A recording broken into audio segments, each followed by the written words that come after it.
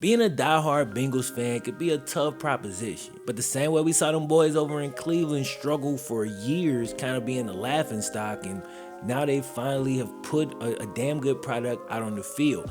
I know that if that day ever comes for the Bengals, like, all of this will just be worth it, you feel me? So every single week, people ask me about my thoughts on the team, and of course, I go on my little Twitter rants during the game, but to get like my actual thoughts, I decided, you know what? Let's do a little mini series here on the channel. So this will be a 4-part series. After every 4 games we play, I'm gonna come on here, kind of give you my thoughts on where the team is currently, kind of recap the season up to that point, and just kind of see what my headspace is as a Bengals fan. Content is gonna be a little bit slow this week. I'm actually working on 2 projects that are hella dope. I'm gonna announce the first one pretty soon. Really cool opportunity, is something that I get to do, and so I'm hella excited about both of the projects. Hopefully everything goes smooth with them, and expect an update probably early next week on the first one. Alright, but in the meantime, these are the reflections of a Cincinnati Bengals fan, weeks 1 through 4. Cue the way. Yeah, you'll never know quitter, 'cause I'ma go get her. Alright, real quick, this video is not actually sponsored, but I wanted to take a moment here just to shout out my new podcast. I teamed up with fellow YouTuber and my homeboy, KTO. We are currently 5 episodes into the Sports Therapy Podcast, and we're actually dropping episode 5 today. If y'all haven't checked it out, man, there's a link in the description. You can go and watch it. It's good quality, good audio, good video, and some good conversations, you know what I'm saying? We talk some football stuff, we talk some life stuff. It's dope, bro. You should definitely check it out. It drops every Tuesday, and like I say, the link is in the description. So if you're interested, go and watch it. So in week 1, we came 1 penalty flag short of really opening the season with a bang. Not only did we almost upset the LA Chargers, a team who took the 4-0 Chiefs to overtime and fought tooth and nail with a now 3-1 Tom Brady-led Bucks team. In this game, Joe Burrow made one of the best plays I ever seen from a rookie quarterback. Yes, this 23-yard touchdown run was fire, but what was most impressive is the fact that this rookie QB with no preseason at all in the weirdest NFL year of all time, in his first game, actually audible to this play call. That's a huge deal that he was able to check to that and then make the play that he ended up making, okay? We went back and forth kind of with the Chargers, but we had an opportunity on the last drive of the game, and Joe Burrow drives us down, 80+ yard drive, and throws what should have been the game-winning touchdown to AJ Green. I mean, it would have been the most dreamlike way to open up a season for a #1 pick.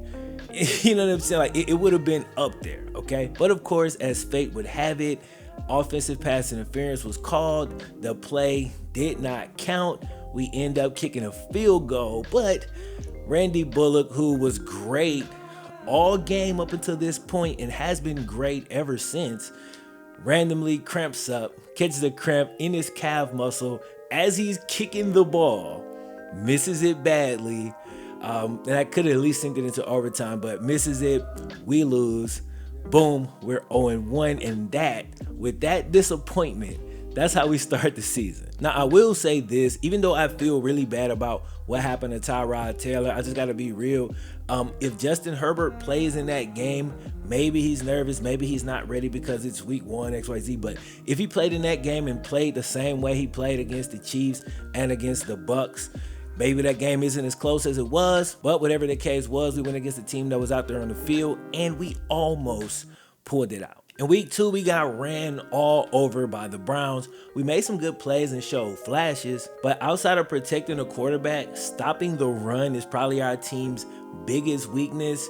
It's the Browns' greatest strength, and that is just a recipe to take an L. Again, we had some opportunities in this game, but the Browns just made more plays than we did. They've got more talent out on the field than we do, and they was able to take the dub, but despite a heavy pass rush further bolstered by Myles Garrett, who's having a great year, Joe showed me everything I saw at LSU, and it definitely translated to the NFL. Dude was cool under pressure. He bought time with his feet. He made big boy reads and throws all game, but it just wasn't enough in the end. Next up, we end up tying the depleted Eagles roster. They're dealing with a ton of injuries, and going into that game, I felt like this. I said, all right, if we're gonna have a respectable season, we got the Eagles and the Jags coming up. Like, yo, we gotta win both of these games. Unable to get it done, we end up tying with a team that we definitely should have beat that day. And Eagles fans could make the same argument and say we're a team they definitely should have beat.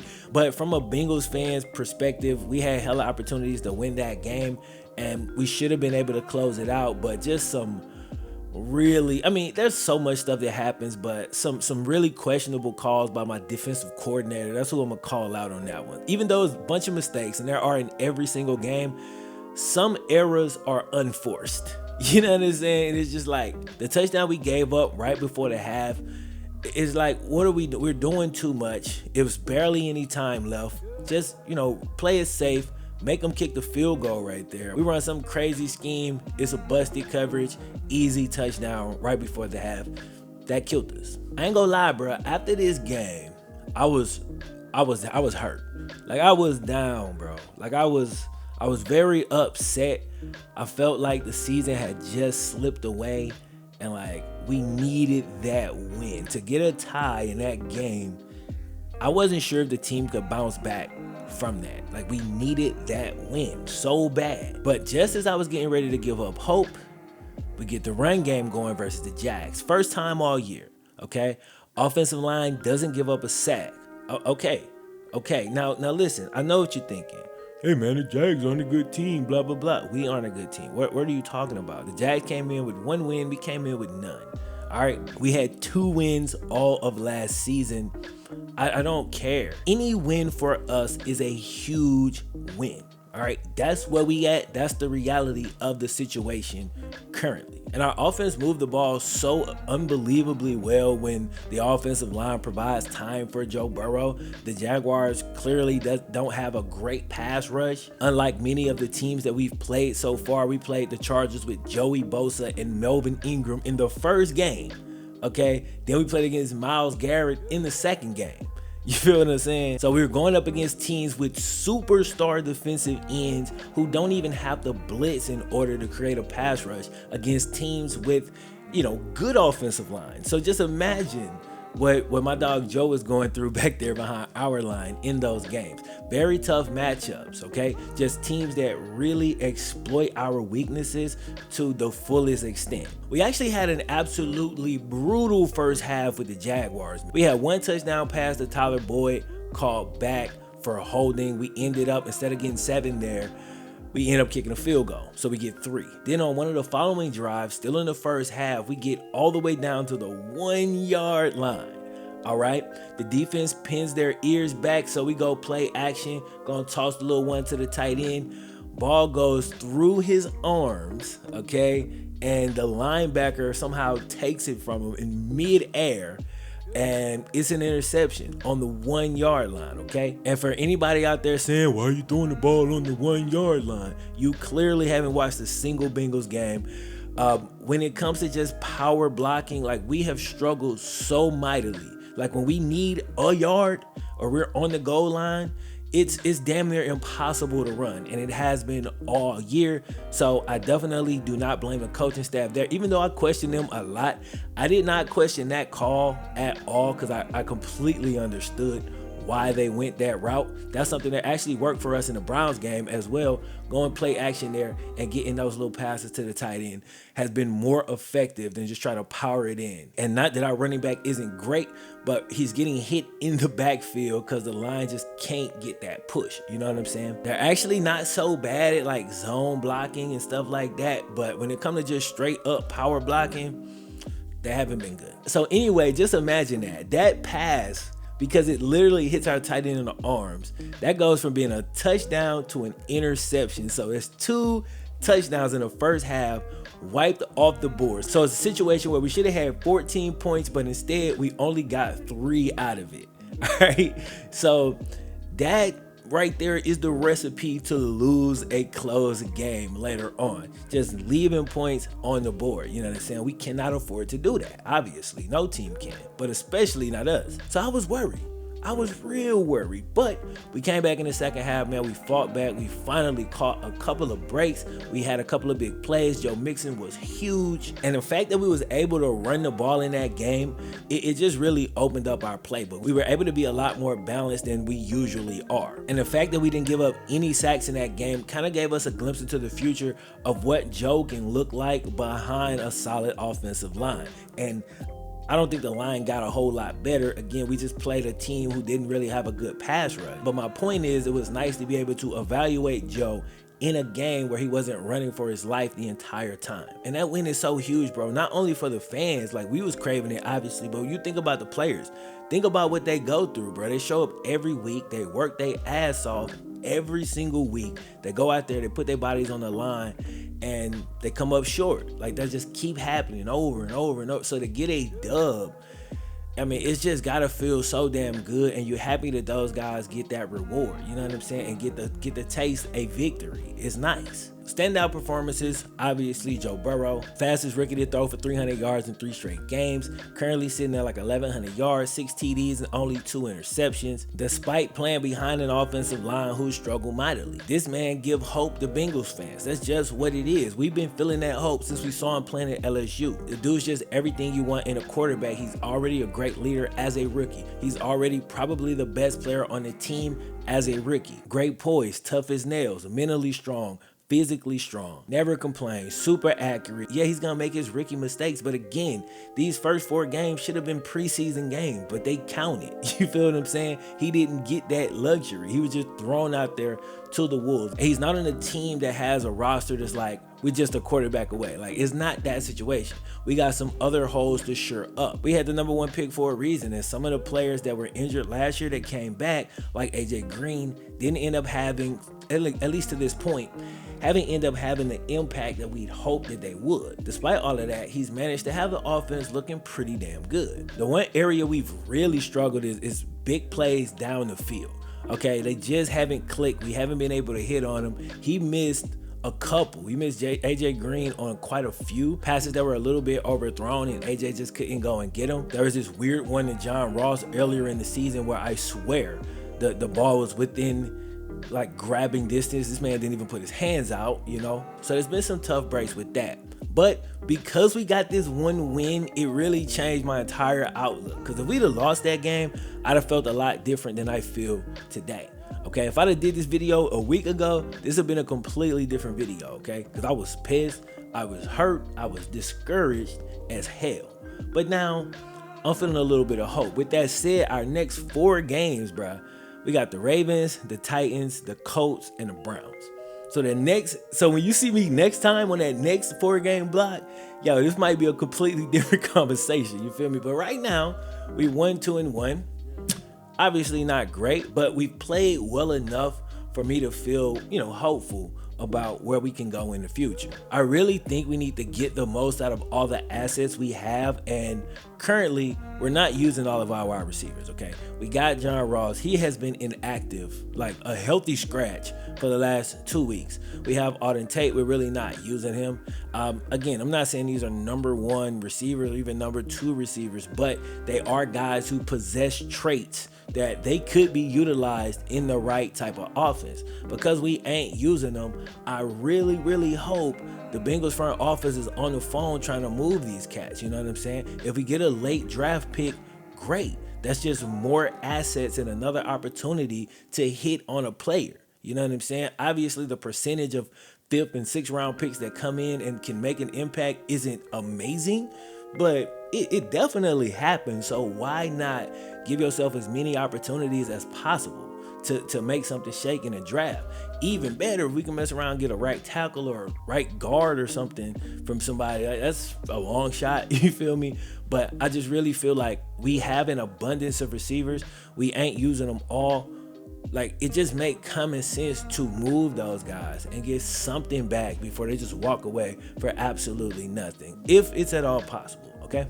Tyler Boyd has been great. Dude's been our #1 receiver for a couple of years now. He's been super slept on, but I think this year, now that we got Joe Burrow and people are paying a little bit more attention, he's finally starting to get some of the love from the media that he deserves. I really like what I've seen from T. Higgins, our rookie from Clemson. Every game he makes 1 or 2 plays that let me know, like, yeah, okay, we got one in T. Now, I still don't know if he's going to develop into, because he's a really young player. I don't know if he's going to develop into a #1 receiver or just more of an upper tier #2. But either way, I know he's going to be a good productive player for us for sure. So I'm happy with that 2nd round pick. That's love, you know. AJ Green hasn't been able to get it going. And I really think that it's been 4 games at this point. So like the whole Russ thing that we weren't sure, like maybe it's Russ, he hadn't played in a couple of years. After 4 games, I think I seen a little bit more, right? And so assuming he's fully healthy now, and he don't have like some nagging injury that we just not being told about, if he's 100% healthy and he's been going full go for these first 4 games, I really think the coaching staff should kind of take a look at the way Larry Fitzgerald's career progressed in Arizona, right? They moved him into the slot and they start allowing him to go up against those linebackers and those safeties more often. And I think if we do that with AJ, he could still be a super productive player for us, man. He's a great asset to have, especially for the younger receivers. That was T. Higgins' favorite receiver growing up. So, you know what I'm saying? Like, I would love to keep AJ around for those reasons, but I just feel like the team could get a little bit more out of him if we use them a little bit more properly. Because just sending them out there as an X right now and saying, yo, go win in one-on-one coverage against the best corner of the team hasn't really given us great results to this point. So, you know, maybe let's switch it up a little bit, get the 7-time Pro Bowler back going, and get him involved in the offense. Now, along with Joe Burrow, Joe Mixon is the heart of our team. When this dude get going, we are tough out every single time. I like how much he was involved in the pass game versus the Jags, and I really hope that's part of the recipe going forward for the rest of the year. This dude is a top running back talent in the league, and despite running behind a struggling offensive line, dude can get it done. I think he's top 5 in the league this year in rushing yards through the first 4 games. He's doing his thing. Now, we've been without Geno Atkins all year, and there's a chance he comes back next week, and let's hope he's there for that next 4-game stretch, because again, that's going to be tough. You feel me? That's going to be super tough. A little bit more on that in a second, though. I do got to say this, that I've fallen victim to this too, and that's blaming injuries for everything. And as we can see with AJ, when players come back, especially older players, they don't always have the same impact that you thought they was going to have when they come back into the lineup. So that could be the case with Geno, but I'm hoping that he can help improve our run defense specifically, because every team has just been gashing us straight up the middle. You know what I'm saying? DJ Reader and my boy Mike Daniels have been trying to hold it down, but we need Geno back in that middle as our anchor, pair him with DJ Reader, and then bring Mike Daniels in as a rotational piece, and now we got something. You know, defensive end Carl Lawson has really come into his own this year. He's always shown glimpses, but dealt with a lot of injuries. This year he's got 3.5 sacks, and I think there's only like 2 players in the league that actually have more than that. So dude's been doing his thing. Hopefully he can continue it. I'm liking what I'm seeing. And the last player I want to talk about before I wrap this up is safety Jesse Bates. My favorite player on our defense, has been literally since we drafted him out of Wake Forest a couple years ago. If I'm not mistaken, he's currently the highest rated safety in the league through 4 games according to PFF. And this ain't news to nobody that's been in my Madden leagues. They know Jesse Bates been winning Defensive Player of the Year every single year for the last several years. I go hard with Jesse in the game, but people are finally getting to see that in real life, seeing him do his thing, and it's great to see, man. A really good young player who's ascending, and I'm excited about it. You feel me? So my overall feelings of watching the squad through 4 weeks is that we obviously have a very long way to go. But if we can protect Joe Burrow, we're going to always have a chance, and that is not something that we could have always said before. The thing I'm most looking forward to from the team in the future is I'm hoping that the offensive line continues to hold up, kind of like they did the past couple of weeks. And with that, I'm really hoping to see some big explosive passing plays actually be executed, not get called back for holding, like count, stay on the board.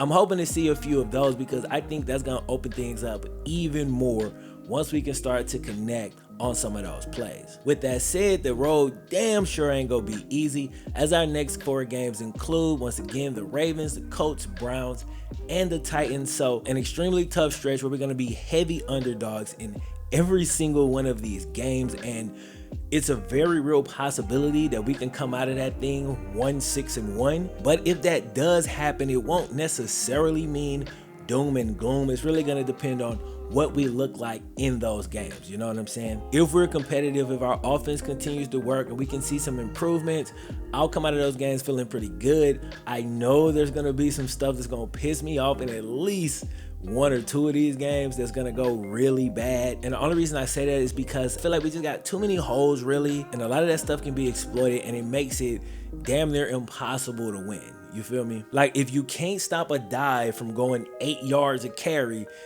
you're gonna lose like 100% of the time. So again, I'm hoping that Geno Atkins can get back in there. I'm hoping that is improved going forward. We're gonna have to see what happens though. If we do manage to steal a game or 2 out of these 4, that's gonna go such a long way in just boosting confidence of the team. I can't really remember the last time we beat a good team. You know what I'm saying? So if that could happen out of one of these 4, like, that'll be a huge step forward for us. And while it always has been a little bit rough being a Bengals fan, I can already say, even though we only got 1 win so far in the season, this year has been more enjoyable than the past several, because we can all sleep a little bit better at night knowing that we got Joe Burrow behind center, and dude always gives us a chance. But if some other guys can step up and give a consistent hand and be more like the Tyler Boyds and the Joe Mixons, then I think we got a chance to at least be competitive in these games. Now, I predicted 5 wins this year, and even though we only have 1 currently and we're going into an extremely tough stretch with these next 4 games, the stretch after that, we've actually got some opportunities with Washington. We play the Giants later on. Our schedule does actually lighten up a little bit in the following 4-game stretch. So if we can gain confidence and play well in this next 4 games, I think that'll kind of better prepare us when we go up against teams who are kind of more on our talent level right now. I think that might give us the confidence we need to be able to pull those out and get to that 5-game mark. But I've been talking long enough, man. I'm about to straighten up my damn office. Thing is a mess. Those were the reflections of a Bengals fan, week 1 through 4. Y'all boys be well. I'm going to catch you in the next one. Till then, my name is FlemLo Raps. Bye.